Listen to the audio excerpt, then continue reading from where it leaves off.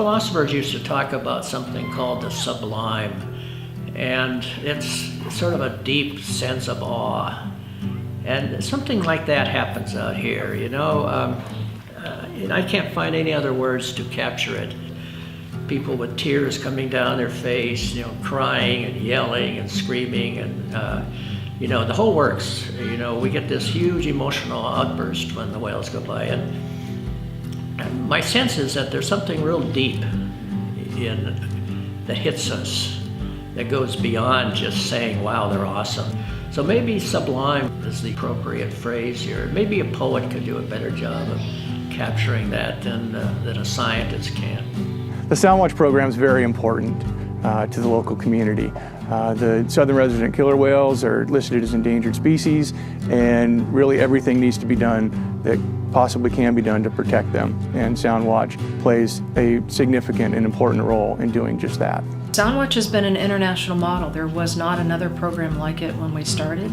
To have a team of 2 to 4 people on the water every day in a small craft that's handing off the Be Whale Wise guidelines, educating recreational boaters, and it's a daily on-the-water education program that's providing stewardship for these whales. The whales don't have a voice. They can't stand up and say, here are the rights we want protected, but Soundwatch can be out there and try to speak for them. Vessel disturbance affects their behavior, so it changes their behavior.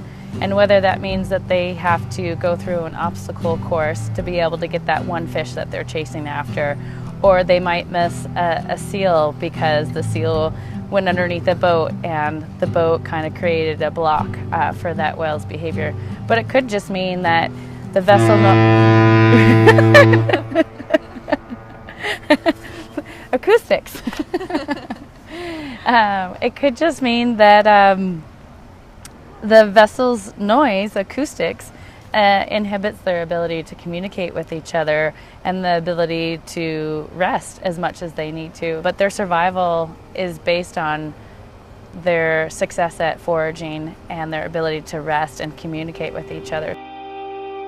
I think they provide an educational platform that's crucial for the survival of these animals. Soundwatch was created in 1993, and it was started as an effort when they realized that there was a lot of vessel pressure around the whales, and as a community we could find a way to voluntarily regulate our own actions and operations on the water to better protect the whales. The creativity that went into developing Soundwatch with Kerry Koski and Rich Osborne back in the early days was just tremendous, and I think they put a solid foundation on Soundwatch that we see the results of today, you know, many years later.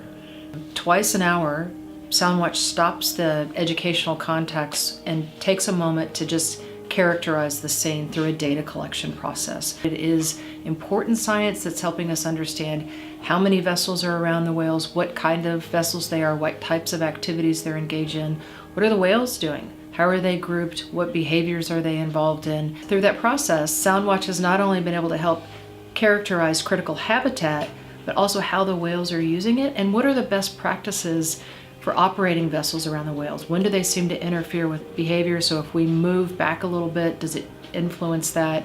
So it helps inform and kind of fine-tune those Be Whale Wise voluntary guidelines, but it's also been used by local, state, and federal agencies to enact regulations. My feeling is that the most interesting events are yet to come, and that as we look at vocalizations, for example, I have a feeling that will be some occurrences pop out that we weren't expecting. So I'm looking forward to that. I'm convinced that it's going to take various different partnerships to protect the southern resident whales. It's going to require help from government agencies, state, local, and federal, and it's going to require help from non-governmental programs like Soundwatch. And hopefully everybody working together will achieve what everybody wants, and that's perpetuation of this unique species. Being able to look at this ecosystem as a whole, I think that the whales are extremely important in bringing that to people's attention, but we all can do our part, whether we're on the water or off the water. But when it comes to the threats that these whales face, toxicity levels, acoustic vessel disturbance, and prey availability, if we just work a little bit harder, it's something that I think every little bit of action can help.